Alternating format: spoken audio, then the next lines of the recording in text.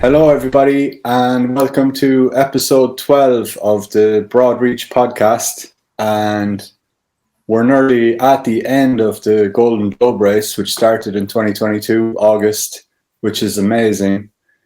And thanks for checking back in with us for this new episode. So out of 16 skippers now, we're down to just 5, which is amazing. And 3 of them they're in the main race, the Golden Globe race, and 2 are what we call Chichester class. So if this is your first time watching one of our episodes, it's probably worth going back to watch the first few because we explain all the different classes in the race and stuff like that. But it's quite amazing now that after nearly 30,000 nautical miles sailed, we've got 5 skippers out of 16 who started about 229 days ago, which is amazing.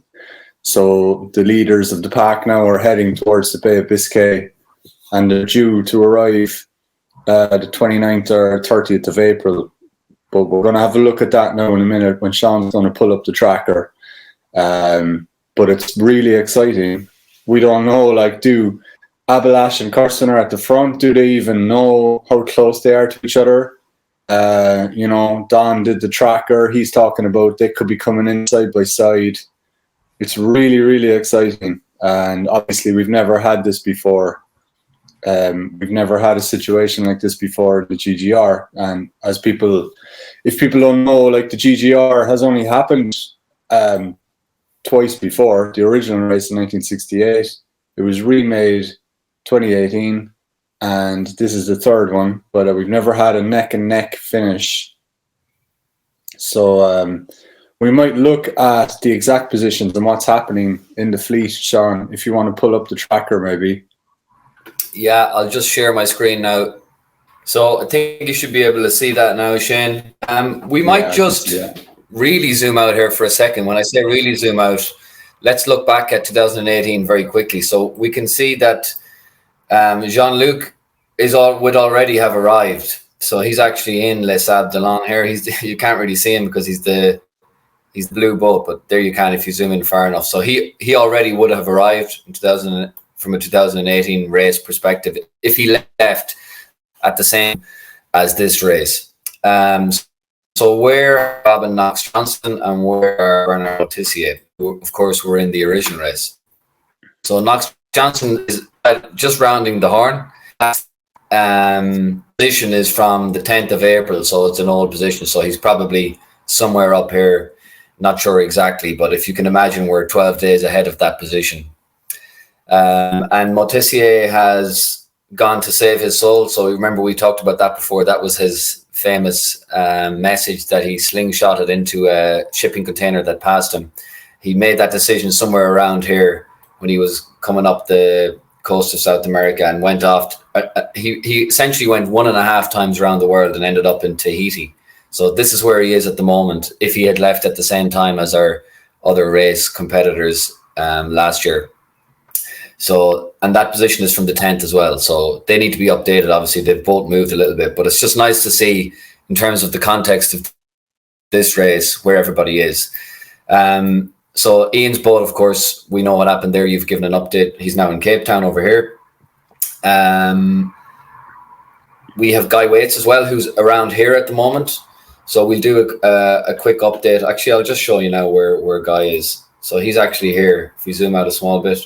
So making his way up slowly, but he's quite in contention with the guy. I mean, he's obviously not officially in Chichester or the GGR race, but we're still tracking him closely, and I'm sure everybody's going to be excited when Guy gets in as well.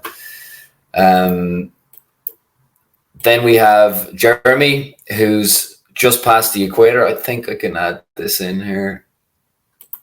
Yeah, he's just past the equator. And we have Gug, who's just getting out of them, and he's actually done quite well compared to Abalash, Simon, and Kirsten, who struggled to get through. That takes us up then to pretty much the leading pack, which has been an incredibly exciting week because the lead has changed twice. So Kirsten was in the lead for months, and then Abelash officially took over the lead in terms of the actual leaderboard distance to finish. I mean, it's modeled by, it's computerized, the actual model in terms of the rum line, which is the closest distance from the boat to the finish line. And that changed. So Kirsten was in the lead, then Abelash took the lead, and now Kirsten's back in the lead, and she's extending that lead. So we don't know what happened, but something definitely happened in the last week where Kirsten is now sailing unbelievably fast. So we do know that she's getting weather reports from. Wonder, did she manage to pick up a message from the ship, which she's allowed to, by the way, that she's in the lead or that she's close to the lead, or is she just going for it? So she's now actually catching up on Simon, and there's some really interesting stuff I want to just talk about in terms of records. So Kirsten's team posted this last night. Look at these records: best 4-hour speed in the last week, best average speed in the last month, all time. It's Kirsten. Best distance, 24 hours, Kirsten. I mean, 173 nautical miles. When have we seen that, Shane? It's just incredible. It's like, it's Kirsten's name all over. And this is all, it's not all recent, but most of this is recent. So it's from April, the last couple of days. So she is absolutely flying. Yeah, we know. And in a really good position. And we'll talk about that at the end of the podcast. We know Kirsten has the heaviest so boat, like we know Minnehaha is a really fast boat downwind. So I mean, I think when she was upwind and when she was in light winds, she was struggling in comparison to Simon and to Abelash. But now they're in it. They've had wind from behind or from the quarter for the last few days at least, and she's picking up speed. So it's all going to be determined by the weather and what happens over the next week. Abelash had to make a course adjustment. You can see it here. I'll just change this a small bit. He was kind of steaming up here, but there was quite a long weather front that came through. And I was looking at this separately, Shane, in Windy, and it was gusting up to 59, 60 knots. So it was extremely high. The weather, there were, I mean, that's why they gave the weather warning. And of course, Abelash then makes a decision. Does he want to plow on or does he want to go east? And he did go east to escape that weather system. So that of course gave the opportunity to Kirsten as well. She's still sailing very fast, but it definitely gave an opportunity to claw back some miles because Abelash was in the lead at the time. Well, Sean, so on the latest update, Sean, on the GGR website, they speculate that Abelash is actually, he took a gamble by going through a patch with no wind, and he tried to ride the edge of that system that you're talking about in order to gain some miles. And they're saying that it's a gamble that's now paid off because he has caught more wind than the others, but of course Kirsten has caught up to him now. Okay, I hadn't seen that. That's interesting. Let's talk about that in predictions at the end, because we're going to do a prediction, Shane. We've never done this before, but we're going to do it because it's the last week, or we expect it to be the last week. We might have a pod clashing exactly with the end, so let's see what happens. We might have one more final prediction depending on how the next few days go. But that's kind of high level overview, Shane, of what's going on at the moment. It's unbelievable that after this amount of time, how many days? 236 days at sea, that they're neck and neck. 3 boats. I mean, I don't think anybody could have predicted that.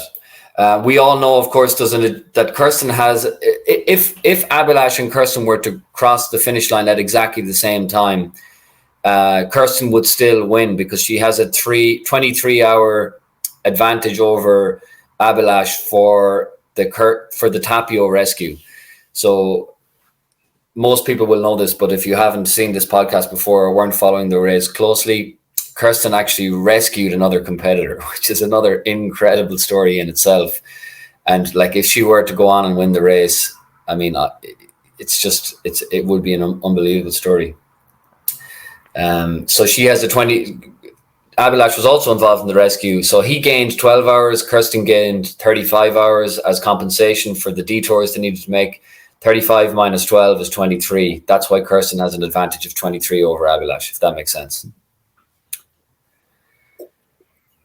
Yeah, so it would take something big really for Kirsten to lose it at this stage. If they both get the same conditions now all the way into the Bay of Biscay, and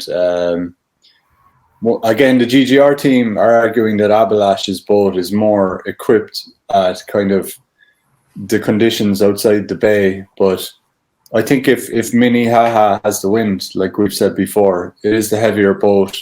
She likes to put out spinnakers. You know, that's what we want to. It'll be amazing to see Kirsten coming in regardless after everything that's happened. The Tapio rescue. I mean, she's a hero, really. This is a story that's probably going to end up in a movie. You know, this race has so many stories. We're going to have to go back over them all, probably in a recap episode at a future date, because there's so much that we actually just can't fit it in. And that's why we're such big fans of this race, you know. But yeah, it's amazing to see them so close. And Simon, who was leading the race for so long, he is out in front. Even though he's Chichester class, the guy did stop before Cape Horn. Like, he stopped to do a repair, and he's still out in front of everybody, you know, out in front of the pack. Simon is a brilliant sailor. But yeah, he'd stop for a week. He'd stop for a week. It's incredible. There was one thing, Shane, that you wanted or that we had discussed last week around the scuttling of the boat, and I just want to maybe give an update on that, because obviously Ian's boat wasn't scuttled, and there was a lot of comments on, as there always is when there's anything that's anyway, or that may have the potential to be controversial, which we don't feel it is, but a lot of comments were coming up about the boat being scuttled. Why wasn't the boat being scuttled? And we gave a little bit of kind of our view on it, but there's been lots of discussion on this. Passage Guardian has another very good post, which I didn't show it to you, Shane. I don't know if you've seen it separately, but he goes through a very lengthy explanation as to, I mean, you can't do something that's unsafe. And something I had said to you last week off air, Shane, like if somebody's coming to rescue you, you're not going to start letting water into the boat when you just see another boat there. I mean, it could take hours to be rescued. You know, it mightn't work on, like, there were no VHF radio communications. The level of English on the Zida Wang boat wasn't very high, as I understand. So it was a very complicated and dangerous situation.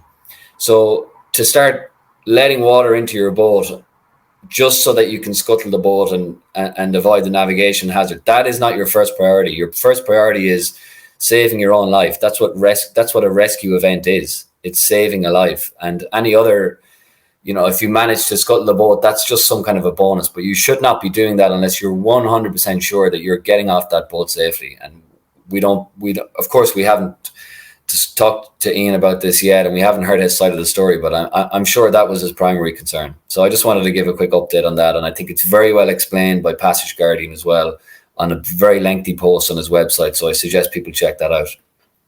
Yeah, like, it is really interesting. And we were talking about it outside of the podcast last week. You know, if you're, like you just said, if you're getting off your boat, the last thing you want to do is start scuttling it. And then the boat that's rescuing you has to change position because of the weather. So it does raise a really interesting debate, which I'm sure Don and the team are probably going to have to proactively, they're going to come up with a whole new policy, I would say, for the 2026 race, because you can't just have a boat left in the middle of the Atlantic floating around. I was suggesting maybe the skippers have some explosives, but that's probably not the safest thing. But yeah, that's definitely something that Don is going to have to revisit. He did actually talk about it, Jen.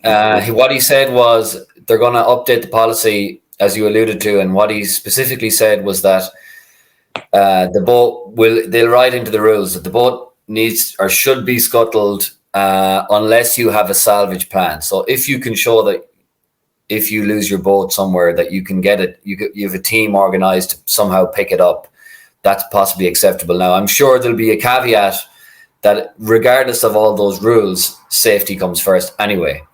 So I still think even in this situation, safety would have been, it will always be the priority over everything else. 100%, yeah. Just a couple of other points I wanted to mention this week because we're in the final week, and specifically Simon I want to mention because while he's not in the GGR, he's been sailing unbelievably well. Now, Kirsten is actually catching up on him. That's why this is really exciting for this last week. But a couple of things that we know that he's done to save weight, like above the waterline, specifically on the mast. Don, I was watching the Q&A during the week, and Don mentioned that he didn't have a spare halyard, which I couldn't believe. He's also only got one spreader, Shane. You asked me about that in one of the very early episodes. So he doesn't have two spreaders on the mast, so he's only got one, which will save weight. But he's also only got one halyard, and that means, or he doesn't have any spare halyards. So I assume he's got one for his main, one for his staysail, and one for his Genoa, and whatever spinnaker halyard he's using. But he's no spare. Sometimes you'll have a spare spinnaker halyard that if it breaks, you're able to straight away put up another sail if you need to. But he's actually he's got it, the lines running, it's like moused, it's called, so that he can get the halyard up if he needs it. But he doesn't have it up and down the mast, so he's saving the weight of a length of rope up the mast and down the mast, which is like, I mean, that level of detail is just unreal. Yeah. Well, because of the weight displacement. It's just that weight above the affects the balance of the boat and just slows it down. I don't know the exact aerodynamics of it or how exactly it works, but any kind of weight aloft, it definitely will allow the boat to heel over. And when you're heeling over, you're losing efficiency usually. So if it's something to do with that, possibly. But it's just thought it was unreal. Now, Don also did mention that he didn't carry his spare rudder for his hydrovane, so when that actually broke, he had to stop, which meant he's not in the GGR. So it worked against him in that way. But just, I guess what I'm trying to show is the level of thought and the level, how much of a competitor he is, and how he's really trying to sail the boat fast. It's impressive. Yeah, it is very impressive. He was actually on the get-go. Yeah, now that I remember, he didn't bring spares for hardly anything, and everybody else was bringing spares, but it was adding so much weight to their boat.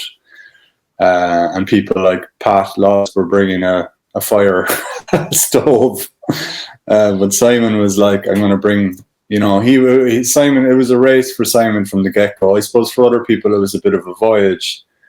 But he's constantly been in the mindset of the competitive mindset of sailing, which has to be, we have to compliment him for that, because to keep that up for months on your own, like that's a really next level.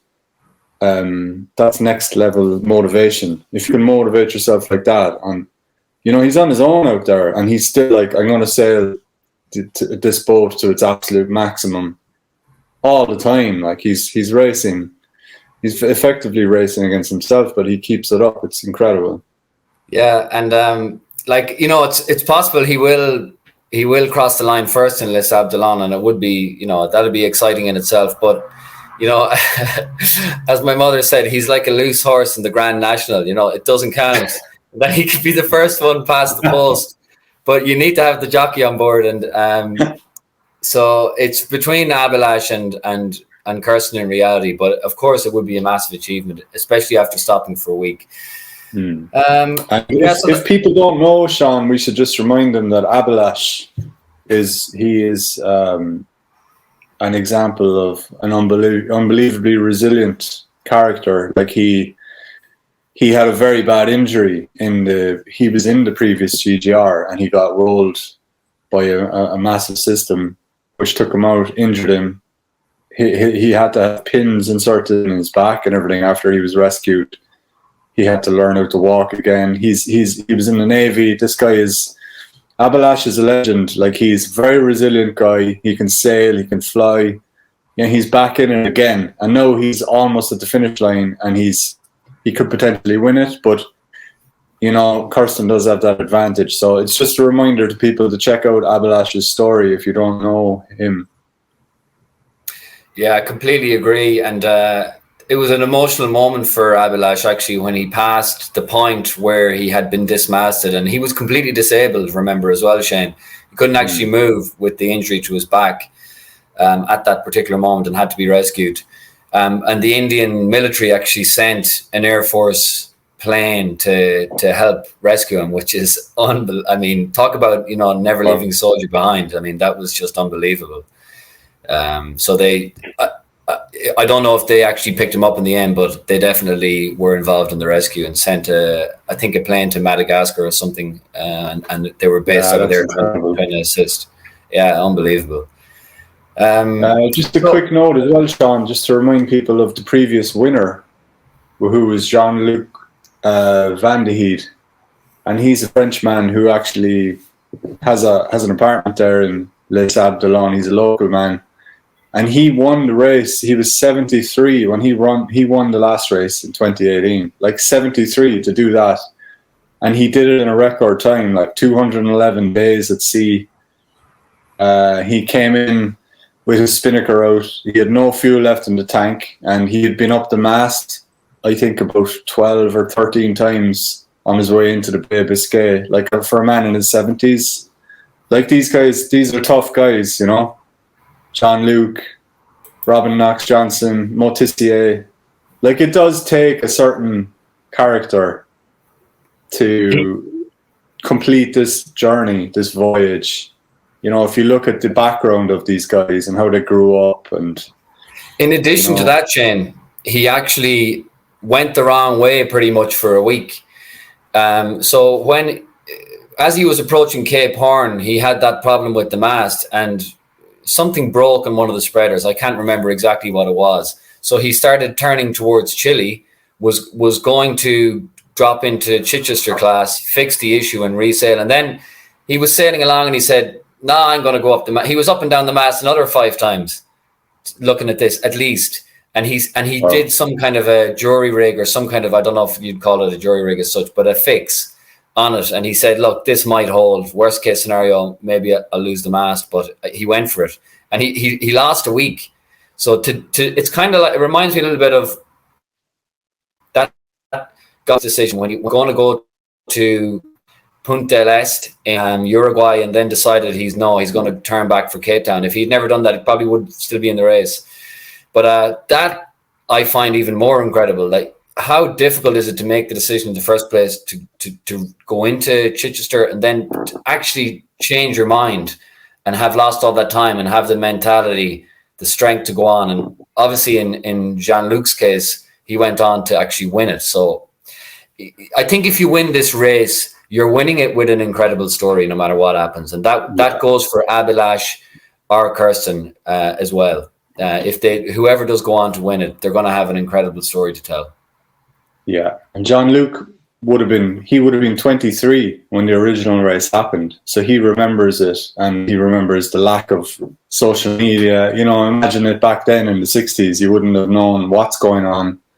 So he remembers these guys. And he would have been sailing at the time in his 20s. So for him to do it in 2018 was a lifelong dream. But it's coming to the end now, Sean, Kirsten and Abhilash. So we're just gonna have to see how it plays out. Okay, I'll share my screen one more time, Shane, because I want to actually talk. I want to ask you what your prediction is for the last week. So I'm just going to share that now in a second. Just quickly before we talk about, or we look at the tracker, I want to show you this, because I love this page, Shane. It's the GGR Underground. We put it in the notes every week, guys. So anyone that's looking at this going, where are we getting this data? It's on the GGR Underground, which is a separate website to the race, but it's absolutely fantastic. And they do metrics. And just look at Kirsten here for the last. It's just, she's clearly the fastest if you look at the most recent times in every chart. So that's really telling in terms of it's the right time certainly to be going really fast. So let's see what happens. But if we look at the actual tracker, we can actually measure the distance here from to finish. So let's see, where are we at? It's 683 miles for Kirsten, roughly, and for Abhilash, 766. Yeah, I mean, we can compare that again. There's actually official numbers here: 693, 772. I mean, it's going to be 100 probably. So Kirsten is gaining all the time. That in terms of she's getting further ahead. Kirsten and Simon. So Simon is not that it's, as we said, it doesn't really count. So 693 for Kirsten. Simon is 627, 70. Yeah, he's still maintaining it, but she's definitely catching up and going faster. Where is Abhilash going at the moment? I'm not actually quite sure why he's going off to the east here, Shane. Is that the update you were talking about this morning? No, or is that something else? What I was talking about was to do with the system that you mentioned was showing 50 to 60 knots on windy. The GGR team were saying that Abhilash had looked at the weather and he took the risk of going he was heading northeast across this no wind zone in order to be on the edge of a high wind system. So he could catch the edge of it. And they're saying that he's been playing that game a little bit over the race where he takes chances, but this chance has paid off because he's obviously going to, as he approaches Bay of Biscay now, they're going to end up within possibly 100 miles of each other.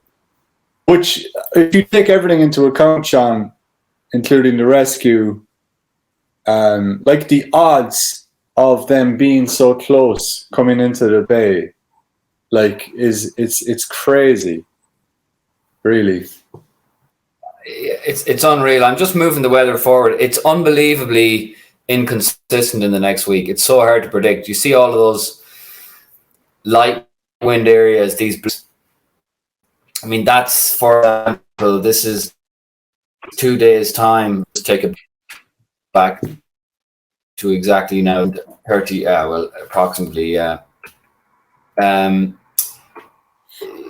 that's 2 days' time. It looks favourable, but in between that there is a light patch which could potentially come over Abhilash. Let's have a look. Yeah, that could slow him down a little bit. Look, it's really hard to predict. It is a little bit strange that he's going, his course is 96 degrees. He's going south of east, so he's going away from the mark. It just seems a bit strange to me, I have to say. I don't know why he's not going straight for it now. Is he trying to avoid that high pressure system or that low wind system here? Is that maybe he's trying to get away from that? That's possibly it. Yeah, maybe that's what it is, Shane. You see this? Maybe he has a good weather forecast for that light area and he's trying to just get south of it, possibly. Then it's very clever if that's what he's doing. So yeah, as they approach the coast, they should be getting better and better, more accurate weather forecasts, which leads me to my next question. So who's going to win? I think Kirsten is going to win. I think with the advantage, it's just too much. But Abhilash is a tacticianer. But my prediction is Kirsten to win. I think Simon is going to come in. Simon will arrive at port first. I think Kirsten will win the GGR. And what I hope happens is that they arrive in close enough together, Abhilash and Kirsten. If they arrived in together to a crowd, that would be incredible. But the odds of that happening are astronomical. But Abhilash is a tacticianer. Yeah, I was just thinking again, Sean, about why he's going that direction. I just remembered he had his starboard runner broke in the last 24 hours. Would that have anything to do with it, I wonder? And he's trying to repair it. Would the runner be he did have an issue with the rudder? No, sorry, his starboard runner. So that must be the runner for the rope. Okay. I mean, that would hardly send him that off course, would it? Yeah, I mean, if that's... I'm assuming that's something to do with the sheet for the jib, I'm guessing, or for the Genoa. I'm guessing that's what that is, if that's what I think it is. It could, because you can't adjust the length of the line to the foot of the sail, so it can have an impact depending on what your wind conditions are, it definitely can have an impact in terms of speeds that you can get, and power and control of the boat. So yeah, it can have an impact. But if you're downwind like he is, I mean, it can have an impact, definitely. I don't know what exactly the issue is, so I'm kind of guessing. But if that's what it is, it definitely can have some of an impact. It won't be like a 2 or 3 knot impact, though. I don't think it'll be like. So Sean, I think the thing I want to ask you, what's your prediction? And the other thing I want to ask you is, what are the possible tactics they could use with the fuel in the tanks, or is it just you put on the motor when you're close to home? Like, is that going to come into play at all? But first of all, what's your prediction? So I agree with you. And if you were to ask me last week, we definitely, I can't remember if we talked about it on the podcast, but we talked about it off air. I would have said I thought Abalash was going to win. And I think it was before this weather system. And like, that's just what happens. It's the weather is massively important. They're all really good sailors. So I think that really had an impact. And it's still close enough that anything could happen. I mean, there could be a soft spot here that Simon and Kirsten hit, and Abalash gets a little bridge of wind to get past and win. That can happen. That can absolutely happen. And it wouldn't surprise me. It could. We've seen Kirsten parked for days in the doldrums, Shane. We've seen Simon parked for days coming into Hobart. Remember that? We've seen Abalash parked for days. It's happened to all of them, and it can happen. But I guess in balance of probabilities, there's only a week left. There seems to be plenty of wind bringing them in. It is inconsistent, so you could have issues, but I just have a feeling that Kirsten's going to make it, and is very well positioned. Is definitely well positioned at the moment based on what we know now. I think Simon, I made a prediction on Simon maybe a month ago or 6 weeks ago that I thought he'd be first across the line. He was well behind at the time, but I still think that's going to happen. Now I do think Kirsten's going to give him a run for his money in the last 6 days. So it will be tighter than it is now, I feel, but I still think he'll probably just win it. Now, interestingly, and this is just, it's hypothetical, right? But I was thinking about this earlier. I would be interesting to see, does she finish within 23 hours of him? Because then even if he was in the GGR, she puts one for the Tapio rescue. Ah, yes. Good call. I never thought of that. So, I mean, look, it's a moot point, but I'm watching that because, you'd like, I mean, look, you can't compare anyway, but I still do, right?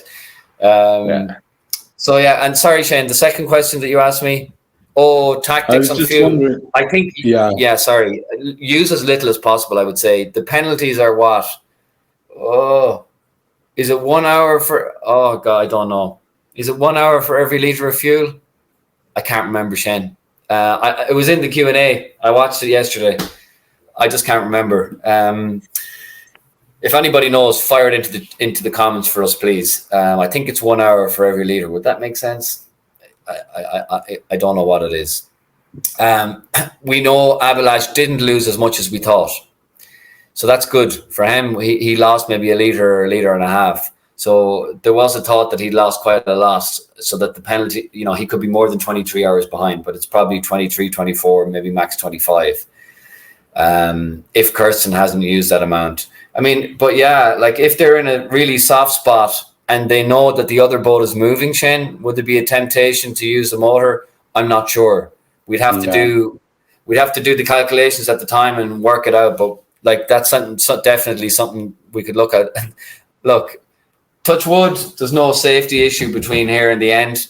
But I wouldn't be surprised if there's some drama. There always is. Absolutely. Yeah, so I think that's about it for episode 12. We were going to finish up with a small clip. If anybody watched our previous episodes, you know that there was an Irish competitor, Pat Lawless, who we interviewed, who's a legend. We're big fans of Pat. And Pat recently brought Green Rebel back to Ireland, and he had a brilliant trip. And you can follow him on Facebook. You can follow all his adventures. But he posted a great clip of him singing. He's singing a song called The Voyage. like Christy Moore used to sing. So we were just going to play out this episode with Pat singing that. If you want to throw it on there, Sean. Yeah, cheers, folks, and we'll catch you all next week. Yeah, thanks for watching. I am a sailor, you're my first mate. We signed on together to couple our fate. Hauled up the anchor, determined not to fail. Birds of a feather together set sail. With no maps to guide us, we steered our own course. Rode out the storms and the winds of gale force. Sat out the doldrums with patience galore. Cooking together, we learned how to cope. Life is an ocean, love is a boat. In troubled waters, she keeps us afloat.